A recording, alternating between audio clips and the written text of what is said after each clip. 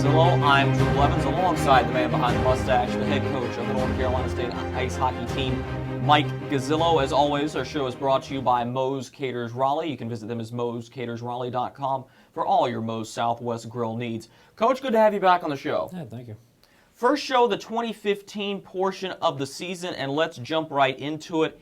It was not a tremendous start to this half of the season for NC State, starting off at Liberty, but talk about what it meant to go up to the great state of Virginia and play two ACHA Southeast ranked teams.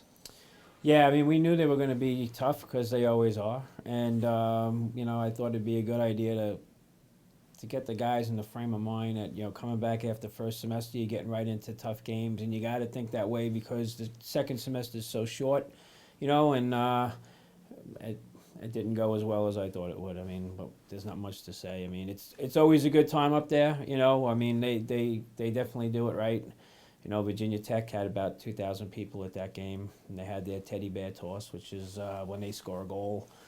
Fans bring teddy bears of all sizes, and they throw them out on the ice like a hat trick. People throw out hats, and then they give them to charity, which is a real nice thing to do. It's good to see. It would have been nice if we shut them out, but, whatever. So aside from the pleasantries of going to Virginia, once you got on the ice for the 60 minutes of hockey, it was a shellacking against Liberty, 9-0, pardon me. Certainly not the way you want to start the season, but there were some factors, injuries, illnesses, and do you feel like you really had the best team on the ice that night?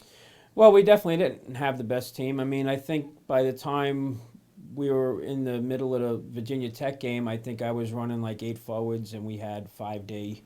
Reed Farhat's gone back to play D. I mean, he can play D. He's doing a tremendous job for us, but he had played forward the whole first semester. So, I mean, no, I don't feel we did. But at the same time, you can't take anything away from the other teams. They played well, and, it kind of showed on the scoreboard. It took 114 minutes for NC State to get their first goal of 2015. It came off the stick of Zach Klein against Virginia Tech. That was something that sort of broke the barrier open for NC State. It seemed like at that point it would make it a 3-1 game in the third period against Virginia Tech. And then all of a sudden, here came the Hokies and just shut down the entire operation, winning 5-1. It was a great atmosphere there, but can you talk a little bit more about playing against Tech? Well, like I said, yeah, they run a good little show out of there, and at that point, Zach's goal was a great goal because he took the shot, it went wide, but he followed up, and he put his own rebound in. 3-1. Now I'm thinking about timeout. Now I'm thinking about pulling the goalie. So you start thinking about all these different scenarios, not getting ahead of yourself, but just trying to be prepared, and just telling the guys on the bench, that's it. It's just a shot, keep going, go to the net, follow your shot. You never know if a puck would have went in if you don't shoot it. So give yourself that 50-50 chance. And then boom, yeah, Virginia Tech got back on us and sort of took the air out of our sails. And one of the things that did that was a phantom 5-minute major against Garrett Sunda for a rare face masking call. That seemed to take the wind out of the sails. How did the officiating play a part in that game, especially during that late third period? Well, I mean, I don't think there were a lot of penalties, if I recall, in that game. It wasn't bad. I mean, I thought he was doing a good job. And so I was watching the play down the other end, and I followed it into the corner, and I heard the Virginia Tech bench, screaming, and I looked, and I saw their goalie down. And I didn't know what happened. So immediately I looked to the ref, and there was no arm up. And then I saw guys from Virginia Tech going after Garrett. I didn't realize it was actually him at first. And then that whole little scrum started. And then the next thing you know, they were giving him a penalty. And why didn't you make the initial call, if you felt something happened? But, I mean, I guess if you pull a guy's helmet off, it's a penalty. It's a 5-minute. I mean, if it's in the rule book and it's cut and dry, it is what it is, But, yeah, that definitely wasn't. We were already down in guys, so to take him off the ice basically for the rest of the game, didn't make it any easier for us. And just as soon as NC State returned back from Virginia, they got to come home to practice, but then headed right back on the road to the coast of their home state to take on the University of North Carolina at Wilmington.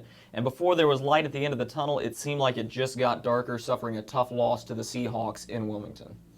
Yeah, I mean, they always they play to a huge crowd. In a small place, it looks that much bigger.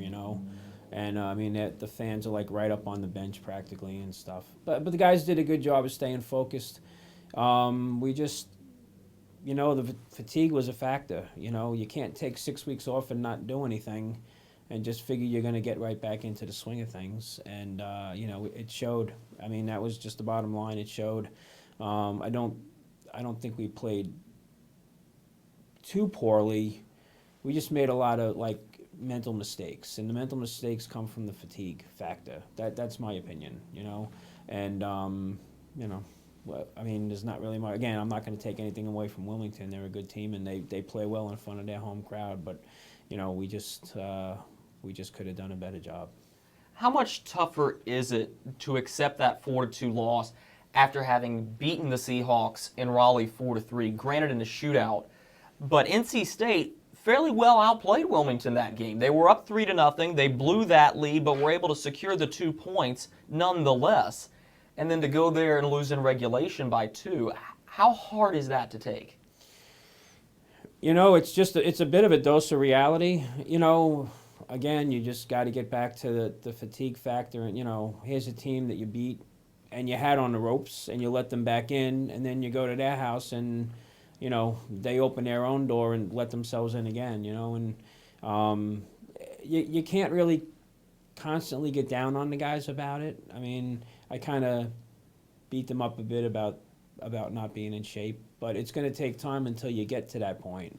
So until then, we just tried to keep shifts short and, do the little things we could do, slow down the centers getting into the face-off circle to give everybody a little rest, just kind of doing little things, and then you find some good things that happen in the game, some positives, and you just try to build off that so that when we walk out of the rink, we're not necessarily thinking of the 4-2 loss, but thinking of, maybe a couple of good hits or a couple of good shots, a couple of good saves, something positive, going forward. And certainly those positives were something you wanted to take into the game against the University of Miami Hurricanes coming back home to the Iceplex for the first game of 2015. And it just didn't seem to fall together against Miami. It's a tough 3-2 loss at home, granted out of conference, but nonetheless another difficult one to swallow, and that one comes in front of your home fans. Yeah, I think that was our first home game back second semester. We played poorly in the first period, and we played well in the second period. But you can't take that time off. And again, if you look, some of the goals that they scored were just mental mistakes that we made. Just positioning mistakes or not picking up a guy. Everybody's following the puck instead of looking to see where the trail guy is, and those are things that shouldn't happen, especially at this stage of the game. But guys are, we know we lost 3 games, and they don't want to lose another one, and we're home, like you said, and so sometimes you overthink it and overdo it, and that's, I think, what happened with us. During that stretch, NC State was outscored 21-5 from the beginning at Liberty to home against Miami. That sort of anemic offense certainly messes with the psyche, and during the post-game interviews after the Miami game, you could sense the tension in the players in the locker room. How were you feeling after that? I mean, it's uncharacteristic of us if you look at the, some of the guys we have on the team and, what we should be able to do. My job at that point is trying to find ways to keep it positive, because I know we got ACC games coming up, and for what it's worth, those are the big games. That's what matters. Not that you want to lose any other game or give anything out, but we're in the ACC, and those games matter. So it was just a matter of just trying to find some positives and move forward. I mean, you lose a game and you lose it once. You can't keep losing the same game over and over. So just put it behind you and let's move on and let's work what we have to work. And NC State was able to do that, getting back into the stretch of conference play. And Pink in the Rink night, Breast Cancer Awareness Evening, as NC State took on the Duke Blue Devils. And it seemed like all the pieces finally fell together for NC State. They were able to gain a couple of key players back, ran out to a 3-0 start in the first period, and never looked back, defeating Duke by a final count of 7-1. How good did that feel to get that first win of 2015 under your belt? Not to mention it puts you in a really good spot in the league. Yeah, well, aside from that win, some of the things that I was more happy about was the amount of shots we got, 72. Most shots on goal in a game that we've ever taken that I can recall. And we didn't give up a lot. We gave up maybe 6 or 7 a period. So obviously when you have the puck and you're getting that many shots on net, it's less time that the opposition has to get anything going, you know. So our puck control, our puck possession time was huge. That was a big thing for me. Getting the shots to the net, getting pucks to the net, and getting guys to the net. I mean, the Duke goalie played a phenomenal game. I mean, he made some tremendous saves. But the guys kept firing on, and yeah, it was good to get the win. You know, it was the ACC game, and we knew going into that we needed the next 3 games that we played ACC opponents if we wanted to get into first place. And my understanding is Virginia, UVA, and NC State are tied for the most ACC regular season winning seasons. And if we win this one, we go ahead as the all-time ACC team coming in first place. So I threw that at the guys, you know, and you know, guys have been on the team for a couple of years. You've been coming in first for the past couple of years, so do you really want to give that up? So it was a different kind of mindset that I tried to put in them for that weekend. You alluded to the play of the Duke goaltender Andre Van Reinbach, who had an astounding 90.2 save percentage for that game, stopping 65 of the state's 72 shots. And you have to face him again coming up very, very quickly. This game essentially for all the marbles, but before you have to face him again, you stay at home to take on the University of North Carolina at Charlotte on senior night. Of course, by the time this airs, that game will be completed. You can check out www.ncsuhockey.com for those results. But, Coach, that's a big game. Charlotte is another quality hockey team. You dropped a game to them earlier in the season by only a count of 1 goal on the road. They come here. Is this a tone setter and a test before heading into the heat of league play in the tournament? I think it will, because they're a really good opponent, and we always play each other to within a goal one way or the other. And I know they're excited about coming in to play us. And yeah, I think the game against Duke, the game against Wake Forest meant a lot for us. But in terms of keeping the momentum, this game means just as much. It's not a league game, but again, it's the momentum. Carrying into seeing Andre again tomorrow afternoon is yeah, it's a big game. And of course, you do play Duke again. That game has enough hype build up for it, trying to win the ACCHL regular season title for a 3rd year in a row. But then you go right back on the road to the Orange County Sportsplex to take on that big and dreaded rival in the University of North Carolina Tar Heels. Always a big game. This one is considered non-ACC, but nonetheless, it's a huge primer before heading into tournament time. Yeah, I mean, we finished the regular season against UNC, like you said, and then the following night, Elon. And both teams are playing real well. Both teams are excited about their opportunity in the playoffs coming up. And so, I mean, I know everyone's going to be pretty charged up for both of those games. So it should be exciting. Again, yeah, we want to set the tone for going into that weekend of what, we're ready to do. And, I'm hoping that we had our bump, and I'm hoping that as we move forward, those bumps will be behind us. What is incredible is that it would be a rare thing to happen, but an occurrence nonetheless that is possible. North Carolina could take on NC State 3 times throughout the course of this season. If the bracket holds as it is right now, UNC would take on NC State possibly in the ACCHL semifinal. How important is it to send that message coming up next weekend? Well, in one respect, it's huge, to let them know that we're, what we're doing. But I'll be quick to remind the guys that my first year down here, I was an assistant coach with UNC, and NC State beat us up pretty good regular season, and then we beat them in the ACC. So that weekend is a separate season. It's one and done, and everybody wants it. So I think guys will be smart enough to have a short memory on whatever happens on both teams. So yeah, it should be an interesting contest. Well said, and quality insight from the man behind the mustache. We'll take a short break and we'll be right back to look more in depth at the NC State roster and what's going on between the lines and over the boards with Mike Gazzillo. Back in a moment. Welcome to Moe's! Check out our menu. Choose from a variety of fresh ingredients. Check out our salsa. Watch your burrito being made.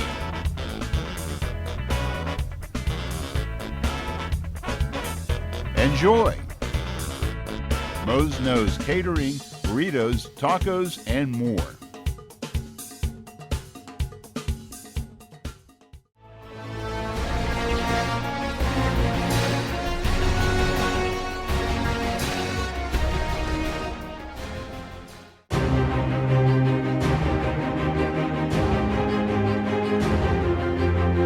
Welcome back to Over the Boards with Mike Gazzillo, alongside Mike Gazzillo himself, head coach of the NC State ice hockey team. I'm Drew Blevins. Coach, we've talked about the schedule, both past, present, and future. Now let's look at what's actually going on in the NC State depth chart, and let's start at the goaltender position. Eric Murbach plays his first game this season for NC State, taking on Duke. Plays a fairly solid game, only allowing one goal in the 7-1 winning effort. How big is it to have him back on the bench now and in uniform? Yeah, I mean, it's tremendous. The guys know him from last year, and we're not taking anything away from Nick or Calvin, of course, because they've both proven themselves, to be outstanding goalies. But, Eric's got had a little bit of eligibility left, and he came back, and, he played a pretty good game. The shot that scored, if I'm not mistaken, was like the guy roofed it. There's really not much you're going to do. Through a screen, no less. Yeah. He's smart enough and he's experienced enough to realize when he should have had one and when he's not really going to have a chance at it, And he shook that off pretty well, and he was solid throughout. The goaltender, no matter, we're getting a lot of those shots on net and we're controlling things, but they're still going to come down and get opportunity. When they get opportunity, we need our goalie to be strong, to not let, the other team in the game, especially when it's lopsided one way. They get an easy one or a quick one. That kind of takes some steam away from you. So, yeah, he was good. He was solid. Good to have him back. And now the question is, you have three very capable goalkeepers. How do you play them now going into the ACCHL tournament? Oh, that one's easy. I just turned around and said, Nick, Eric, Calvin, figure it out. Let me know what you want to do. Get back to me. If you guys can agree on it, I'm good with it. If not, I'll get involved. And they worked it out. Sounds like some excellent team chemistry. That and a lot of luck for me, because how do you choose one over the other in ways, So they all worked it out, and I've talked to them individually, and they're all happy with the decisions that are made, and so we're good. So going from the men who stop the puck now to the men who score the puck, and I think it's fair to say that this line of Garrett Sunda, Alec Engel, and Danny Fredenberg is becoming the top line very quickly. Their chemistry on the ice, the way they move the puck, the way they score the puck, is so integral to the success of NC State. Can you explain what that line has meant to you guys? Yeah, it's been huge. At the beginning of the game, we had, beginning of the season, we had Matt Oakley, Will Bieberdorf, and Andrew Kristoff, and they were flying around, moving the. And I wasn't getting that out of Garrett, Alec, and Danny to the extent that I thought I would. And it just, they're always in practice, they're always talking, they're always trying something else. And they finally clicked, and it's been really good. We had lost Danny for a little bit with, the bruised collarbone. Thankfully, he didn't break it. Seems like ever since he came back, he's been a man on a mission, and those guys have been flying. So it's been nice, gives us a lot of good depth. Using them on the power play too, we're working on that during the week, and just watching what they're doing and just constant movement. It's been good. You alluded to the bruised collarbone of Danny Fredenberg. That brings us to another point, something that NC State really hasn't had to deal with at large in your tenure here, and that's the injury and illness bug biting. If you go back to that opening road trip of the season, Sam Banashevitz is out, and he's one of the leading Sam was scorers out, on the yep. team with an illness. You've got Chris Wing, who suffered a non-hockey related wrist injury. Yep. You've got the bruised collarbone. Sean Bly has to come out of the game early at Virginia Tech because of an injury. All those things pile up. What's the road to recovery like in getting back to full strength in this, a crucial part of the season? Yeah, I mean, even going into that weekend, I thought I was going to have Danny Blue back, and I didn't have it. Didn't have him back, and we just got him back, and it's been great to get him back. He brings a lot to the team. There's not really much you can do. I mean, these things happen, and I have to deal with it. So, it's given other guys opportunities to get involved and show us what they can do. Get a little game experience, which it never hurts. But we're at a point now where we're getting everybody back and we're getting everybody healthy. And so now Jack McDonald's got a concussion. We might get him back for next weekend. Not really sure. I'm waiting to hear what the doctor says. And if we do, then we'll be a healthy squad. Because going into the ACC tournament last year, we weren't a healthy squad. So I was healthy up until about a week before, and then I wasn't. So now I'm hoping a little reversal of fortune on that. Right. And you alluded to it just a second ago. You were talking about now getting everybody back. Of course, you don't have enough bench space to be able to put everybody on the bench. So is it really now about you being able to assess who are the best 20 guys that I can put on that bench and are going to give me the best chance to win? I mean, that's exactly it. Now that, we started the season with 5 offensive lines and 8 defense, and we may be pretty close to that again next weekend. So, yeah, I mean, guys have had opportunity to play and have excelled in some areas and not in other areas. So it may depend on the opponent that we're playing. I don't know who we're going to be playing first, but it'll probably depend on that and my assessments during the season of how guys have played. I'd like to get everybody involved in it, if I can. But I mean, they all know that there's not enough room on the roster for everyone. So come out, bring your A game, and we'll go from there. Pending the results toward the end of the season, right now NC State would be scheduled to play Wake Forest. Depending on how the seedings end up, it seems like it would be either Wake or Navy.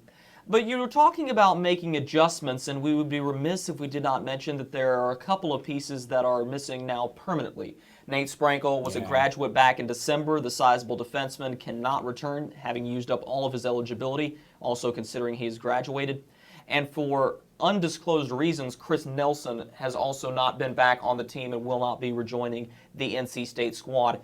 Solid offensive player and a solid defensive player vanishing into thin air, and those are big shoes to fill for this team. Yeah, I mean, Nate's the biggest loss. I mean, just because he could play so many minutes and he can, kind of dominate. I mean, first semester, I think he played 12 games and had 16 points. He was a plus 23. I mean, and he gets a lot of time. So that's a pretty good number.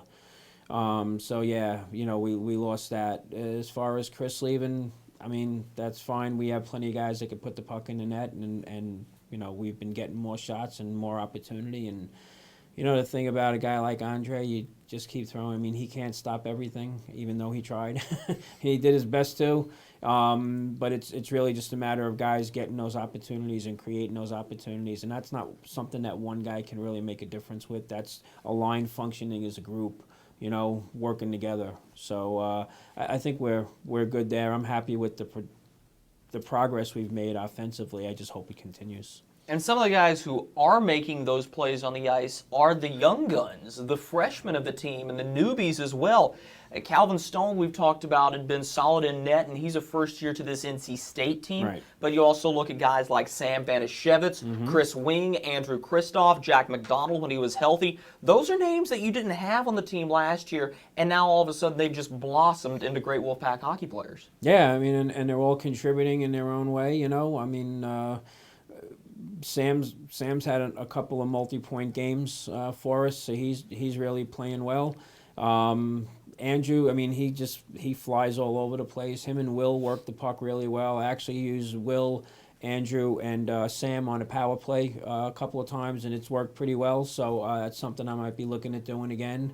Again, just when you're down, guys, you start mixing and matching. You find other things that work. So yeah, it's good, and they're excited about it. You know, they understand the history, you know, and they understand what their future is and what their role can be, and you know they're willing to accept it. So it's great to have guys like that, good character guys. And of course, it all builds up to that accumulating and huge moment that is the ACCHL tournament, and we are now under 2 weeks away from that February 13th start date. Building everything toward that, NC State suffers a huge disappointment last year, losing in the finals to Georgetown, who back-to-back champions. Is this the year that State can do something and perhaps bring back the gold? I mean, I certainly hope so. I mean, guys have been talking about it all year. We feel we have a score to settle, and you know, they look behind my desk. They see all the plaques, you know, for first place and the silver, and they want to kind of replace the silvers with gold. And so, I mean, they're all committed to it. There's no doubt. Guys are all committed to it. So, you know, again, if we stay healthy, you know, you never know what's going to happen, but I think we've got a good chance. The big thing about championships is you require not only the youthful energy, but also leadership and experience. And that will come from guys like Tom Stryker, Alec Engel, Garrett Sunda, Mackie Heyman, guys who have been there before. How key is it for those guys to step up in this big moment? It's going to be huge in the locker room. It's going to be huge, you know, in practice leading up to that week. It's going to be huge at the tournament in terms of getting guys to rest up and getting guys focused and not getting ahead of ourselves if we get a lead and not getting down on ourselves if we get behind. So they've been there. You know, they know what it's like to win games in that tournament, and they know what it's like to lose games in that tournament. Tommy Stryker and Matt Oakley, the only two guys on the team remaining from our gold medal year, 2010, 2011. So, yeah, they're still there, so they like their name on that cup again, you know, and everybody else kind of does too. So, yeah, the leadership, the experience, it's all going to matter. It's all going to help the new guys, that's for sure. It seems like for NC State it's a winnable path to get back to the championship game. If you went on seeding only, State would be set for a date with Destiny against the Virginia Cavaliers.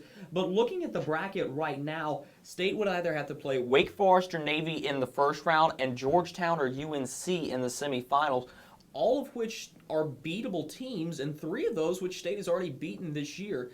Is there confidence going into those games? I think there's confidence, but you know, again, you gotta reel that back because it's a one and done, and guys are willing to do anything to win, and guys are willing to sacrifice certain things, and I mean, sports world is littered with teams that should have won that didn't. You don't want to be in that statistic, right? So it's great to win during the regular season and to feel confident going in, you know, to a game, but at the same time, you don't want to get to a point where overconfidence gets taken away by, you know, eagerness from another team to do you in and change your course of action. And NC State is on track for a monumental record to go along with that, having a third regular season title in a row. But how big is it for this team not to only take that trophy home, but to be able to get that ACC tournament trophy to go with it? Yeah, it'd be nice to, you know, to get them both. You know, I mean, it's nice to come in regular season, and that's what you play the whole regular season for. And there's room on the bus for 2 trophies. I made sure there were 2 available seats coming home. But, you know, again, it's going to come down. I mean, there's a lot of parity in this league now. It's not really as one-sided as it was, and you can't look past anybody. And, you know, I don't know what injuries other teams have, or, you know, and how that's going to affect how they play us again. So it's just important to stay focused on what we're doing, what our game plan is, and getting from point A to point B our way, as opposed to worrying about the other teams and what they're going to do. And Coach, the next time we see you, it will have been the entirety of the season. We will have been through yet another year of this show. But we all know that ACCHL tournament can make or break how a season is viewed. If you had to talk about your team right now, what the takeaways are, what do you have to say about them? I think last year we had a really good record going into the tournament. we lost the tournament to Georgetown, and like you said, that's what everybody kind of remembers. But we had a really great record going into the, for the whole season. We did really well. This year, not doing as well. Still a winning season, still a good season. It'd be nice to win the ACC, but again, it's really going to come down to how much the guys want it, how much they're willing to work and sacrifice for it. Charlotte, Duke, Carolina, Elon, the ACCHL tournament. That is the remainder of this NC State hockey season, and this is the remainder of our show. As always, Coach, thanks so much for being with us. Anytime. He's the man behind the mustache, Mike Gazzillo. As always, our show is brought to you by Moe'sCatersRaleigh.com for all your Moe's Southwest Grill needs. I'm Drew Blevins, reminding you to keep watching Wolfpack Sports Television and to keep rooting for NC State ice hockey. This is Wolfpack Sports Television, bringing you into the pack.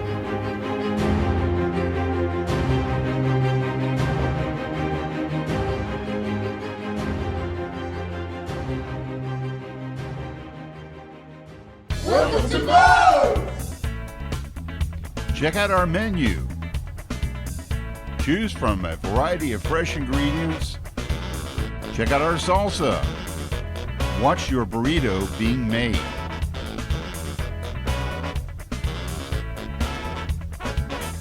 Enjoy! Moe's Nose Catering, burritos, tacos, and more.